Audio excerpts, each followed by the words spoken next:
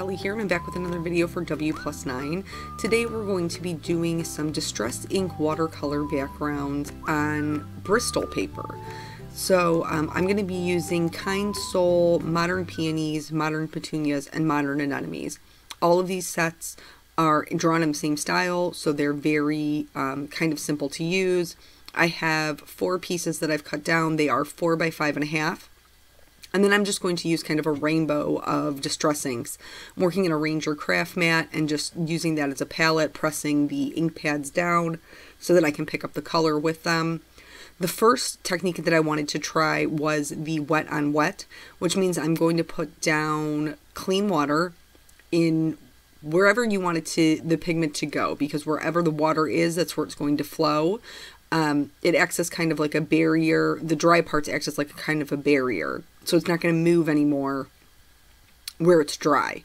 So I'm just kind of, I'm using a very large brush. I think this is an inch. I think it is an inch. And just kind of dropping in color. I'm using, on this one, Wilted Violet, Salty Ocean, Peacock Feathers, and some picked raspberry. And just, you know, dropping them in, letting them kind of do their own thing, not trying to manipulate them too much. I felt like I was getting really just kind of hard edges, so I thought I would spatter some ink onto the page, but it didn't work with my large brush even when I tried doing it on an acrylic block. So I ended up switching to a number 2 round brush just for the splatters, and I'm using the same colors that I had already applied to the Bristol paper.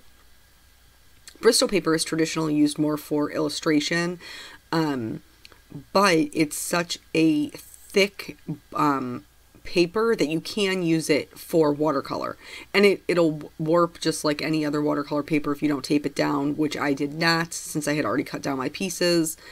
I'm just soaking up the edges, and then I'm going to go back in to add just a little bit of more intense color.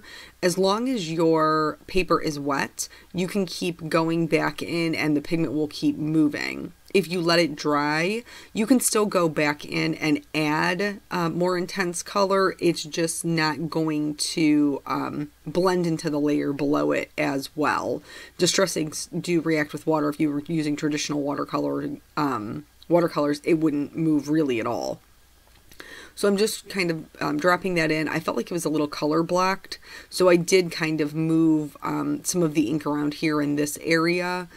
And again, you can see there's pooling on the right and the left hand side. This is because I chose not to tape down my paper. I set that one aside to dry. For this one, I'm using the wet on dry technique. So my paintbrush is wet, my paper is dry. And I switched to a number 8 round brush for this. And I'm just putting it on. Like, I'm just picking it up and smushing it on. And you can see there, it's not moving a whole lot. This is because it is the wet on dry. There isn't anywhere for it to flow to. It will, as we start to build up the moisture from the colors I'm putting down, it'll kind of start to flow into the other colors, but it's definitely not moving anywhere on that white paper. I personally, with watercolors, have a really hard time with those edges. I don't like the hard edges. So frequently you'll see me splatter the edges or make my own edges more interesting. So I'll put my paintbrush down and pull a little spout out here. Another way you can do this is to add just clean water on top of what's already there to help it move a little bit. That isn't really going to affect your edges, but it will affect the way that the pigment moves on the paper. So for this one, and to each their own. I mean, there isn't a right or a wrong way to do it. I just wanted to kind of experiment and see how they would all work on the Bristol paper. I've heard really great things about people using Zig clean color markers on Bristol, and they said they really liked the way that it blended. So I bought it, and I figured I would try it with my distress inks. For this one, I'm going to do the same thing. I'm going to use the wet paintbrush on dry paper, and then I'm just going to kind of switch it up at the end. So this one actually turned out to be my favorite of all the cards. I think that they all came out beautiful, and the inspiration for it was actually, for the actual design part, I mean. I was flipping through my Pinterest, and there was these really beautiful watercolor tattoos, and I loved how they just kind of flowed. Parts were filled in with color and parts weren't, and they were just really beautiful black outline images on these watercolor backgrounds. And I personally don't have any tattoos. My sister has 22, so I don't discriminate there. It's just not necessarily for me, but I do think that they are beautiful. I think that they are a kind of art in their own. So I kind of wanted to mimic those tattoos that I was seeing.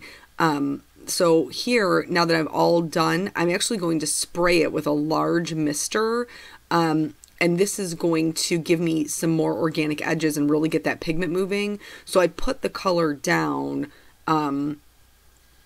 wet on dry, but then sprayed it with this, and you can see how it kind of spattered the color itself and really got those colors running into each other. And like I said, this one ended up being my favorite of the backgrounds. Just really super watercolory, and I loved it. Now, since we've seen my favorite, let's talk about my least favorite. So for this one, I decided I was going to put the distress ink down on the paper and then kind of smush the paper into it. But I only wanted pigment on the top portion of my card. So I put just a bunch of different colors, and this is where I went awry, folks. I put down far too many colors. That was my problem. And it just became kind of just yucky. So I put the colors down, I sprayed it, and then when I put the paper down, I kept the bottom portion of it lifted up. I zoomed the camera out so you could see. And I got this green color on the left-hand side, which I wasn't really loving. So I kind of blotted it up so it would be a little bit lighter. And then I went ahead and heat set it. You can see how that edge looks. It almost looks like streaky paint. And before I dip it again, I'm going to blot up that green that I don't like.